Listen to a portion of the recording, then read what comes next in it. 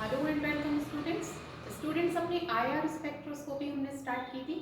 इसमें हम basic introduction पढ़ चुके हैं। इसका लिंक मैं डिस्क्रिप्शन बॉक्स में दे दूंगी। आप बेसिक इंट्रोडक्शन देख सकते हैं, कौन से एनर्जी चेंजेस होते हैं आईआर स्पेक्ट्रोस्कोपी में, वो आप वहाँ पर पढ़ सकते हैं। आज हम पढ़ेंगे मॉलिक्यूलर वाइब्रेशंस। चलिए स्टार्ट करते हैं अपना लेक्चर। मॉलिक्यूलर वाइब्रेशंस हमने पढ़ा था स्टूडेंट्स इसमें कि वाइब्रेशंस होते हैं जब भी हम आईआर रीजन का कोई रेडिएशन डालते हैं सब्सटेंस के ऊपर, तो उसमें मॉलिक्यूल के अंदर वाइब्रेशंस होते हैं, जिन्हें मॉलिक्यूलर वाइब्रेशंस कहा जाता है। तो वो मॉलिक्यूलर वाइब्रेशंस कितने टाइप्स के होते हैं, ये आज हम देखने वाले हैं। देखिए,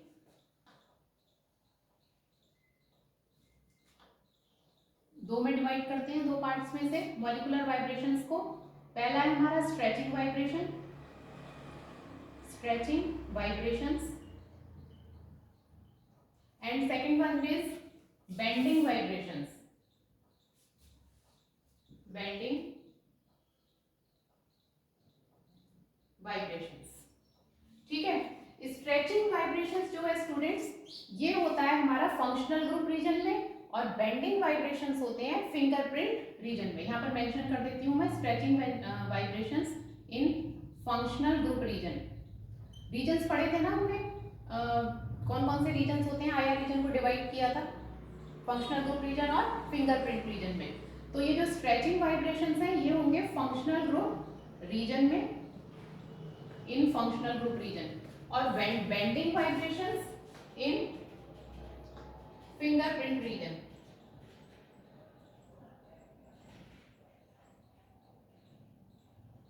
ठीक है, इसको याद रखना है। अभी कितने टाइप्स के होते हैं stretching vibrations? Stretching vibrations are of again two types.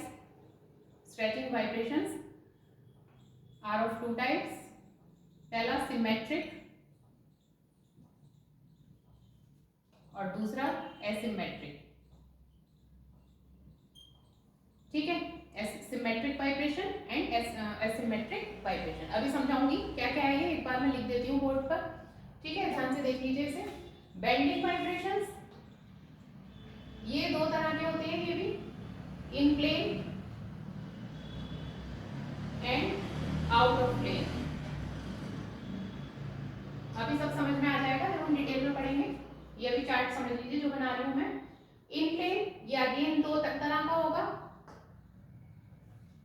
Scissoring and rocking,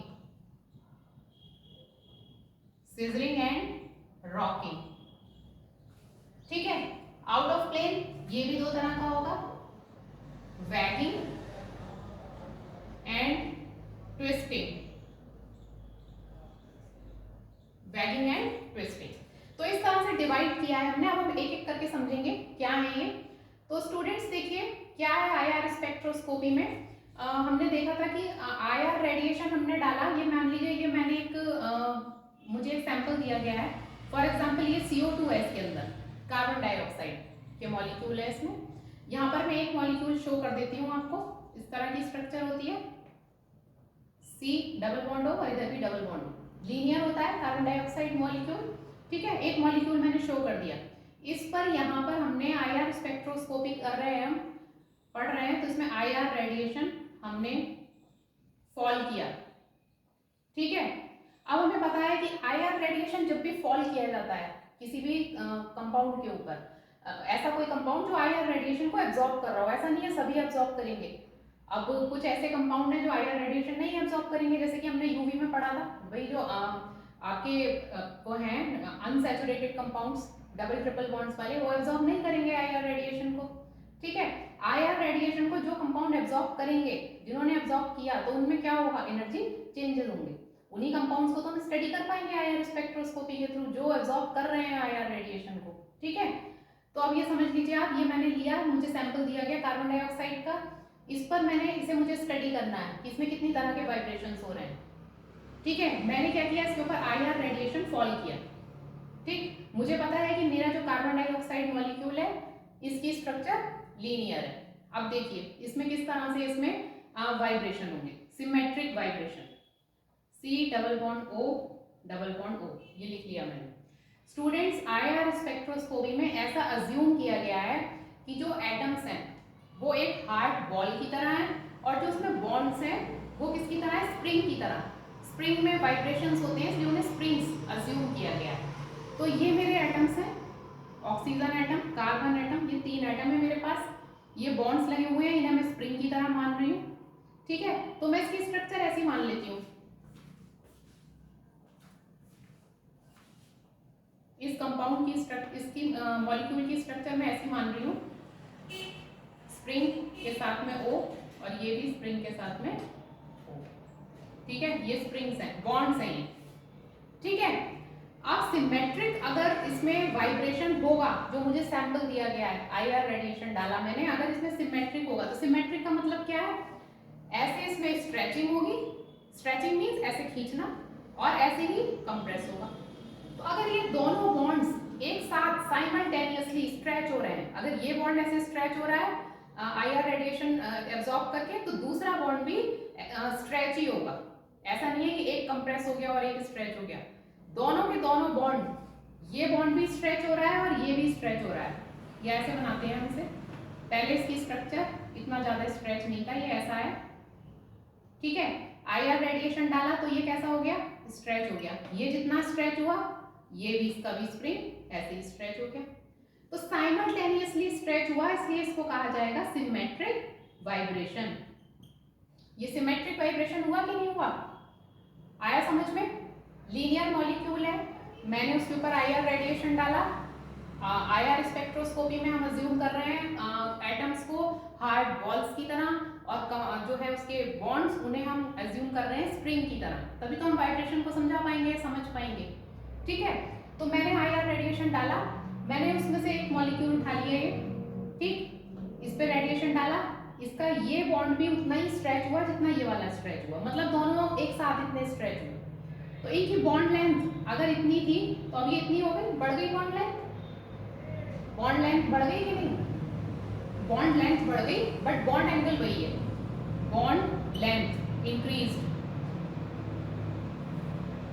ठीक है, बट बॉन्ड एंगल सेम है, बॉन्ड एंगल पे तो कोई फर्क नहीं पड़ा, क्योंकि बॉन्ड एंगल 180 डिग्री था, पहले लीनियर मॉलिक्यूल है तो 180 डिग्री रहा, तो बॉन्ड एंगल रिमेन सेम। सिर्फ फर्क किस पर पड़ा, बॉन्ड लेंथ पर, जब हमने स्ट्रेचिंग की। ठीक है, अब इसी तरह अगर हम इसको क्या करें, ये मॉलिक्यूल है हमारा, यहां पर लिख देती हूँ, ये मॉलिक्यूल है। ठीक है, अब इसमें हुआ ये कंप्रेस, ये हम सिमेट्रिक वाइब्रेशन पढ़ रहे हैं, स्ट्रेचिंग भी होगी, कंप्रेस भी होगा। ठीक है, अब कंप्रेस हुआ है तो ये कैसा हो गया, इसकी बॉन्ड लेंथ हो गई कम, तो बॉन्ड लेंथ डिक्रीज्ड और bond angle same. Bond angle तो दोनों में सेम है, चाहे स्ट्रेच हो चाहे कंप्रेस हो, बॉन्ड एंगल तो 180 डिग्री है। एटम्स की पोजीशन वही रहेगी जहां वो थे, सिर्फ फर्क किस पर पड़ा, बॉन्ड लेंथ या तो इंक्रीज हुई, जब स्ट्रेच हुआ तो इंक्रीज हुई, और जब कंप्रेस हुआ तो डिक्रीज हो गई बॉन्ड लेंथ। समझ आ गया इतना? इसे कहेंगे हम सिमेट्रिक वाइब्रेशन। सिमेट्रिक मतलब सिमेट्री में हुआ, जो भी हुआ, एक साथ ही इंक्रीज हुई लेंथ, बॉन्ड लेंथ, और एक साथ ही डिक्रीज हुई। तो अगर इस तरह का जो वाइब्रेशन होगा मॉलिक्यूल के अंदर, उसे हम क्या कहेंगे, ये वाला सिमेट्रिक वाइब्रेशन। क्लियर है ये बात? तो मींस क्या है, सिमेट्रिक वाइब्रेशन में या तो बॉन्ड लेंथ इंक्रीज होती है, लिख भी दिया है मैंने, नोट कर लीजिए, और बॉन्ड एंगल सेम रहता है। बॉन्ड लेंथ डिक्रीज होगी, कंप्रेस होगा, तो मतलब सिमेट्रिक वाइब्रेशन में या तो स्ट्रेचिंग होगी या कंप्रेस होगा। स्ट्रेच होगा तो बॉन्ड लेंथ बढ़ जाएगी, लंबाई बढ़ गई लेंथ बॉन्ड की, और अगर कंप्रेस होगा तो कम हो जाएगी, bond angle remain same in both condition. ठीक है, ये तो हो गया हमारा सिमेट्रिक। अब अगर हम देखें एसिमेट्रिक, एसिमेट्रिक नाम से क्लियर है, एसिमेट्रिक वाइब्रेशन, इसमें साइमल्टेनियसली पढ़ रहा था, इसमें क्या होगा, देखिए ये मेरा मॉलिक्यूल है O, इसमें क्या होगा C। अगर इसमें स्ट्रेचिंग हुई, एक साइड तो स्ट्रेचिंग हो गई, इस बॉन्ड की तो हो गई स्ट्रेचिंग, और ये हो गया हमारा कंप्रेस, और छोटा कर देंगे इसे, ये इससे हो गया कंप्रेस। या फिर क्या हुआ, दूसरी सिचुएशन, यहां पर हो गई स्ट्रेचिंग और ये वाला बॉन्ड हो गया हमारा कंप्रेस। तो मतलब एक साइड तो जो है बॉन्ड की स्ट्रेचिंग होगी और एक साइड कंप्रेस होगा, मतलब सिमेट्री में नहीं है, इसी को हम एसिमेट्रिक वाइब्रेशन कह देंगे। इस तरह का वाइब्रेशन होगा उसमें, स्प्रिंग है ना, उसमें वाइब्रेशन होंगे, या तो सिमेट्रिक या तो फिर एसिमेट्रिक। तो ये जो फंक्शनल ग्रुप रीजन है, इसमें हमारे इसी दो तरह के हमारे वाइब्रेशन होते हैं मॉलिक्यूल के अंदर। जब भी हम कोई आईआर रीजन का रेडिएशन डालते हैं, अगर उसने एब्जॉर्ब कर लिया तो वो ये जो है हमारे वाइब्रेशन शो कर रहा है। जैसे कि मुझे सैंपल दिया गया था तो मैंने ये इस तरह के वाइब्रेशन उसमें ऑब्जर्व किए, मैंने देखे उसमें ये तरह के वाइब्रेशन हो रहे हैं। और जब मैंने देखा कि ये मेरे पास मुझे सैंपल है, मेरे पास कार्बन डाइऑक्साइड का, ये मैंने बनाया था पहले, ये मैंने आईआर रेडिएशन फॉल किया, आईआर रेडिएशन ने CO2 मॉलिक्यूल के साथ इंटरेक्ट किया, है ना। स्पेक्ट्रोस्कोपी में यही होता है, ये इसको एब्जॉर्ब कर लेगा, इंटरेक्शन करेगा इसके साथ में, और फिर ये बाहर आएगा। इसको हम यहाँ पर ग्राफ पेपर पर क्या करेंगे, प्लॉट कर लेंगे, तो हमें इस तरह के ये पीक्स मिल जाते हैं, जिसको भी हम क्या कहते हैं आईआर स्पेक्ट्रोस्कोपी में, उनसे हम स्टडी कर लेते हैं, ठीक है। तो ये इस तरह के वाइब्रेशन आते हैं, किसमें, सिमेट्रिक वाइब्रेशन और एसिमेट्रिक वाइब्रेशन। समझ आ गया होगा, लीनियर मॉलिक्यूल में हमने शो किया ये सिमेट्रिक और एसिमेट्रिक, ठीक है। अब आते हैं हम बेंडिंग वाइब्रेशंस पर। ये फंक्शनल ग्रुप रीजन में होगा, ये वाला जो स्ट्रेचिंग वाइब्रेशंस है, स्ट्रेचिंग या कंप्रेस जो हो रहे हैं, ये फंक्शनल ग्रुप रीजन में। अब हम बात करते हैं इसकी बेंडिंग वाइब्रेशंस, ठीक है। बेंडिंग वाइब्रेशंस ये चार तरह के, सिजरिंग, रॉकिंग, वैगिंग और ट्विस्टिंग। तो पहले हम इनकी बात करते हैं जो इन प्लेन में हो रहे हैं, सिजरिंग और रॉकिंग। देखिए पहला सिजरिंग। सिजर क्या होती है, कैंची, ठीक है। कैंची की तरह, सिजर की तरह इसमें वाइब्रेशन होंगे इन प्लेन। इन प्लेन का क्या मतलब है, देखिए ये प्लेन है, ये मैं अपने हैंड को मान रही हूं प्लेन, ठीक, ये प्लेन है, इस पर हमने ये रखा इस तरह से सिजर की तरह, ठीक है। तो सिजर कैसे चलती है, दोनों या तो इस तरह से आएंगे, या इस तरह से, या इस तरह से, या इस तरह से, ठीक है। हो रहा होता है ऐसा, या तो दोनों जो है ये पार्ट कैंची के एक दूसरे को अप्रोच करते हैं इस तरह से, या फिर दूर जाते हैं। तो इस कंडीशन में क्या होता है, या तो ये जो बॉन्ड एंगल है इनके बीच का, देखिए जब मैं ऐसे कर रही हूँ तो ये कम हो रहा है, और जब मैं ऐसे कर रही हूँ तो बॉन्ड एंगल बढ़ रहा है। बॉन्ड लेंथ पे कोई फर्क नहीं पड़ रहा है, इनकी लेंथ उतनी ही है, जो बॉन्ड की लेंथ है वो उतनी ही है। इसको हम सिजर की तरह मान रहे हैं, देखिए ये प्लेन, मैंने हाथ को माना, प्लेन के अंदर ही हो रही है, चल रही है ये कैंची इस तरह से। तो बॉन्ड लेंथ जब हम अप्रोच कर रहे हैं एक दूसरे को तो कम हो रही है, और जैसे ये दूर जा रहे हैं तो ये बॉन्ड लेंथ बढ़ रही है। तो इसको इस तरह के जो वाइब्रेशन होंगे कैंची की तरह मॉलिक्यूल के अंदर, उसको हम कहेंगे scissoring vibration, scissoring bending vibrations, ठीक है। तो ये बेंडिंग वाइब्रेशंस किस में होते हैं, फिंगरप्रिंट रीजन में, और इसको हम कहेंगे सिजरिंग बेंडिंग वाइब्रेशन। उसमें मैंने CO2 मॉलिक्यूल लिया था जो लीनियर था, बट ये सिजरिंग हमें शो करने के लिए मुझे एक ऐसा मॉलिक्यूल लेना पड़ेगा जिसकी शेप V में हो। तो मैं इस तरह का लेती हूँ, ये ले रही हूँ मैं H2O मॉलिक्यूल, देखिए, ठीक है, इस तरह से दिखा दीजिए, या मैं इसको ऐसे लिखती हूँ इस तरह से, ठीक है, जिससे कि हम सिजर की पोजीशन दिखा पाए। तो मैंने इस तरह से लिख दिया H2O मॉलिक्यूल को। अब देखिए जैसे मैंने अभी बताया पेन्स के थ्रू, या तो ये दोनों एटम एक दूसरे को ऐसे अप्रोच करेंगे, अगर अप्रोच करेंगे तो ये जो बॉन्ड, ये जो एंगल है कम हो जाएगा, या फिर ये क्या करेंगे,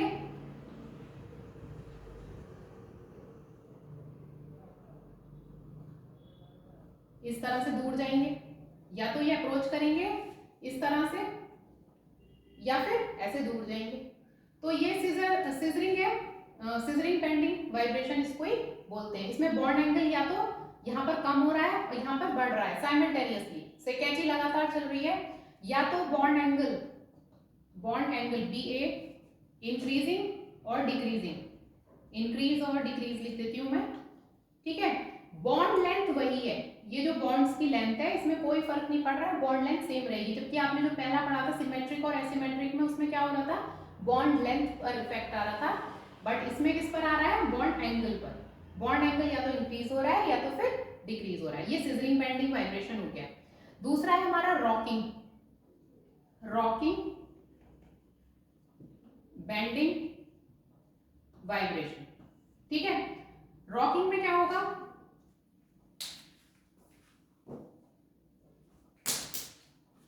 देखिए इसमें क्या हो रहा था, या तो एक दूसरे को अप्रोच कर रहे थे या अलग जा रहे थे। इसमें इस तरह से होगा, या तो एटम एक ही साइड में, ये इधर गया तो ये भी इधर आ गया, ये इधर आया तो ये भी इधर आ गया, मतलब दोनों एक ही डायरेक्शन में चलेंगे।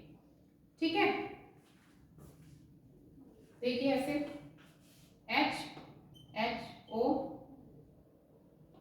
या आप स्प्रिंग के थ्रू भी बना सकते हैं, स्प्रिंग बना रखी है हमने यहाँ पर, सब में स्प्रिंग बना देते हैं। ठीक है, स्प्रिंग अज्यूम की जा रही है IR स्पेक्ट्रोस्कोपी में, तो ये स्प्रिंग बना दी है हमने।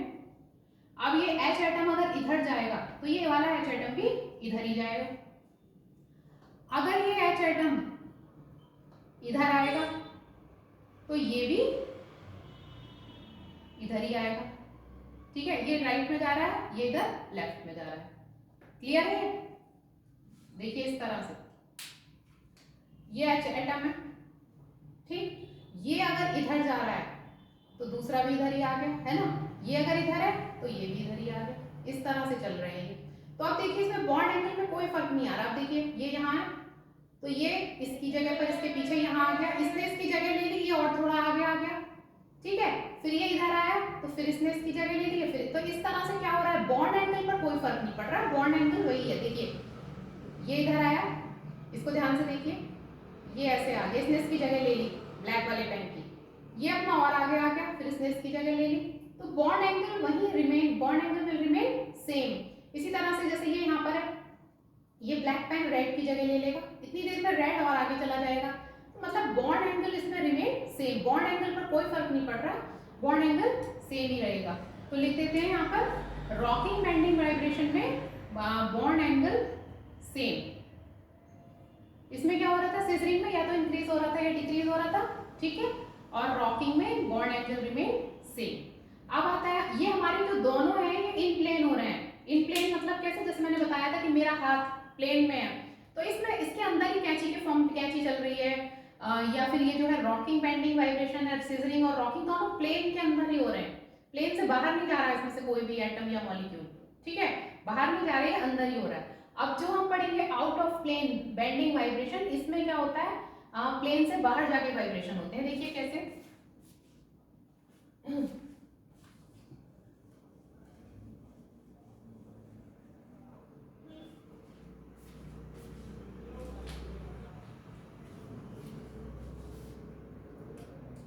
Out of plane. ठीक है, इसमें पहला आता है हमारा वैगिंग। वैगिंग क्या होता है स्टूडेंट्स, झूला। तो इसमें कैसे वाइब्रेशन होंगे, वैगिंग क्यों नाम दिया इसे देखिए ये प्लेन है, my hand is like a plane, ये ऐसे मैंने लिया एटम, तो इसमें झूले की तरह इसमें वाइब्रेशन होंगे। जैसे कि मान लीजिए ये अभी यहाँ है प्लेन में, ठीक है, थोड़ी देर में झूला क्या होगा, पीछे ले जाते हैं तो ये प्लेन से बाहर आ गया, इन थोड़ी देर बाद ये प्लेन से बाहर आ गया, मेरे हाथ से बाहर देखिए, फिर ये अंदर आया, इन आउट ऑफ प्लेन हो गया, ये आउट ऑफ प्लेन जा रहा है कि नहीं है, ये प्लेन के अंदर और ये प्लेन से बाहर। जबकि हमारे सिजरिंग और रॉकिंग में क्या हो रहा था, विद इन प्लेन, प्लेन के अंदर ही, मेरे हैंड के अंदर ही वो वाइब्रेशन हो रहे थे। जबकि इसमें क्या हो रहा है, ये कभी बाहर आ रहा है, कभी ये अंदर जा रहा है, प्लेन के मेरे हाथ की बाउंड्री से कभी अंदर चला गया, कभी बाहर चला गया, तो इसको वैगिंग कहेंगे। ये झूले की तरह इसमें वाइब्रेशंस होंगे, ठीक है, कभी बाहर कभी अंदर। तो हम इसको इस तरह से शो करेंगे, H, ये स्प्रिंग बना देते हैं, O। अब देखिए अगर मैं इस तरह से इसमें लिख रही हूँ प्लस प्लस, इसका मतलब है जो एटम्स हैं, जो झूला है वो आउट ऑफ प्लेन, बाहर की तरफ जा रहा है, ठीक है। अभी फिर से बताती हूँ, इसको पहले यहाँ पर देख लीजिए। और अगर मैं लिख रही हूँ इस पर, यहाँ पर H के ऊपर माइनस लगा के, माइनस, इसका मतलब है झूला प्लेन के अंदर आ रहा है।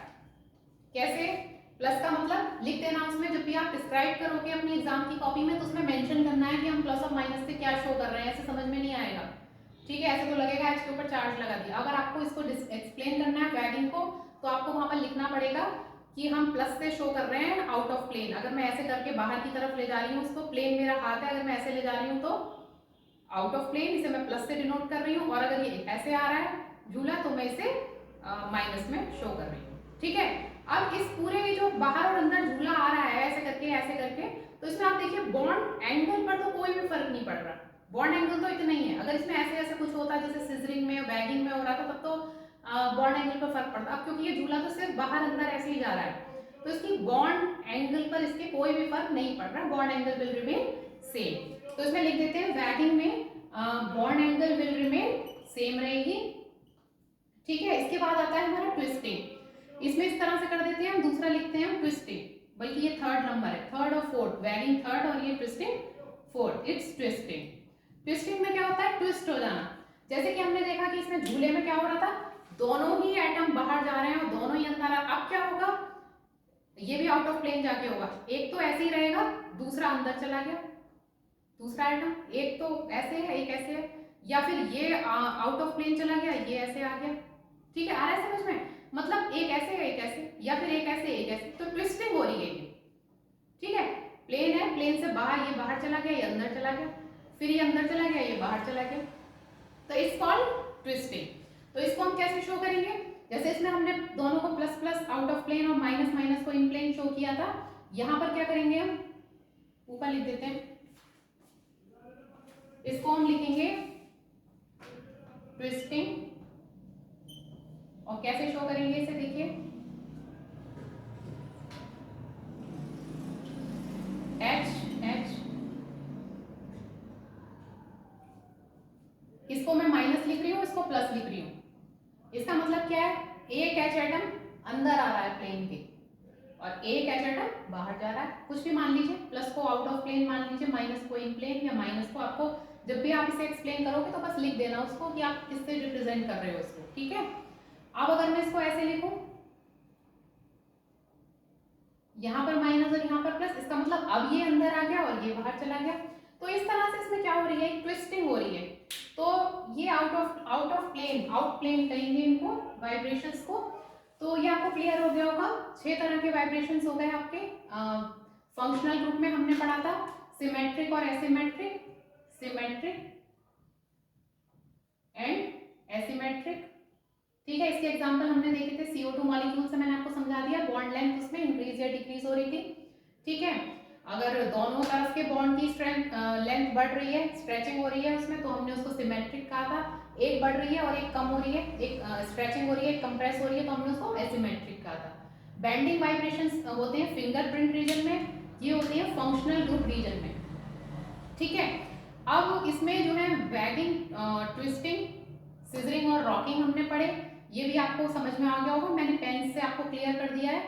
ठीक है, और एक चीज आप मुझे बताइए कि जब भी हम कोई स्ट्रेचिंग करते हैं, या तो हम स्ट्रेच करें किसी चीज को, या फिर हम बैंड करें, मोड़ दें उसको, तो दोनों में से किसमें एनर्जी की ज्यादा जरूरत पड़ती है।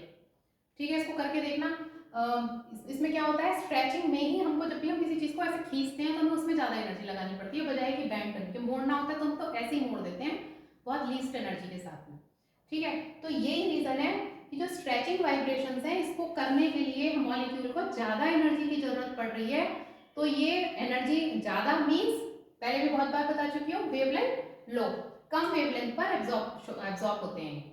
ठीक है, और बेंडिंग में हमें कम एनर्जी की जरूरत होती है, तो ये ज्यादा वेवलेंथ पर, मतलब stretching vibrations needs more energy.